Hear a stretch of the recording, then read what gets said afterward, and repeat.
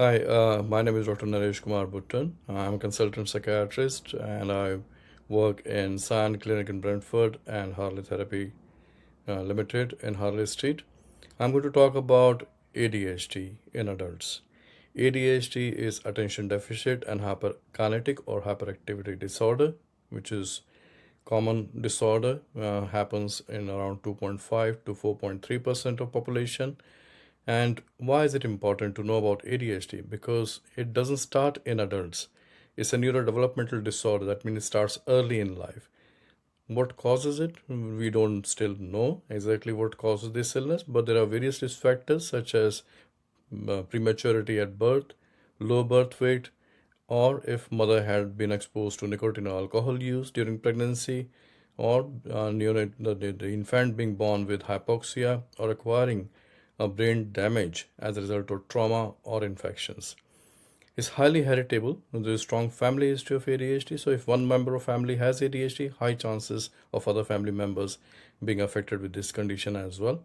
There are certain genes which are being implicated, such as dopamine receptor D4, as well as dopamine transmitter and transporter gene 1. 15% of children diagnosed with ADHD, they still retain the diagnosis by the age of 25 of ADHD. And further 50% are in partial remission by that age. So in total, we are talking about nearly two-thirds or 65% of children who had ADHD as a child have persistent impairing levels of ADHD symptoms as an adult. As I mentioned, that it is quite common, more common than what people would think. It's around 2.5 to 4.3% in the population. The problem is that ADHD doesn't come alone. It comes with other highly comorbid conditions such as depression, anxiety, insomnia, drug and alcohol use.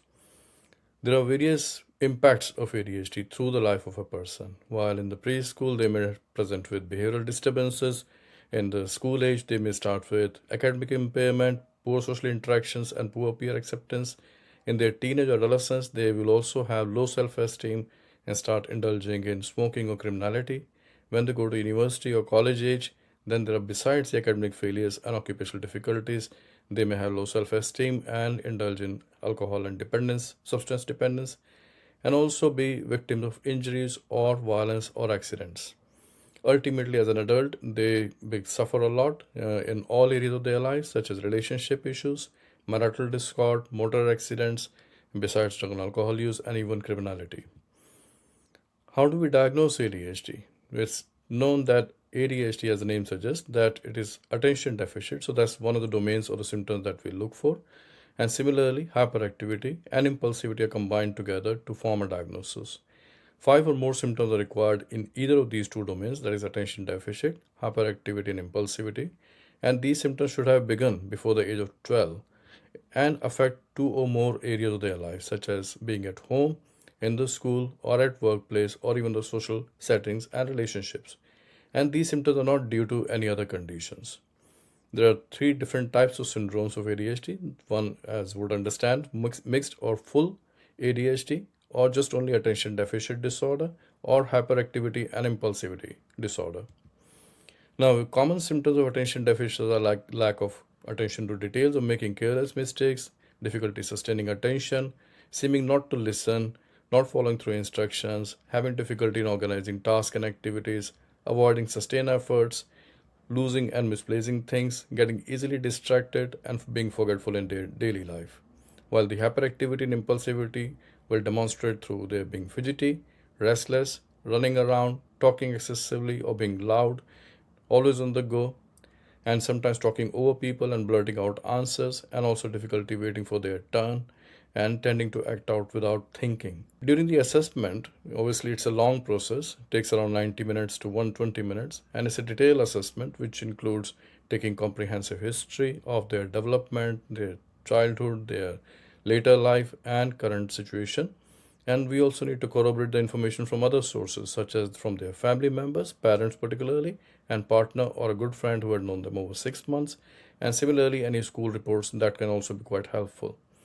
We also assess for the other mental and physical health conditions to rule out comorbid conditions and also do a full risk assessment, and we may apply psychometric test and eventually lead to formulation to reach a diagnosis. Following the diagnosis, it is important to spend time with the client to discuss the impact of the diagnosis, what their expectations were while they come for the assessment, explaining the implications of the diagnosis for them in their personal as well as in their work life, talking about reasonable adjustments that may be required, and discussing management plan. And the management plan or treatment would be holistic, looking at treatment options, including medications, and talking about benefits and risk of the medication, their preferences, or if they had any previous treatment response or family history comes important if their family member was treated with the medication and what was their response.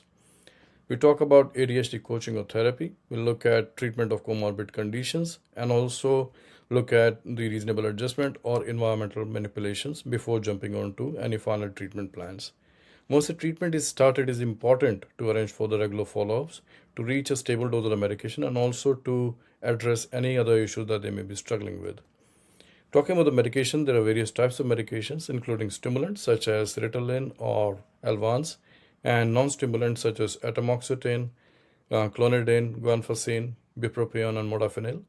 ADHD therapy or coaching will address the psychological or behavioral issues and address any unhealthy cognitions and also help them learn the skills to manage ADHD symptoms.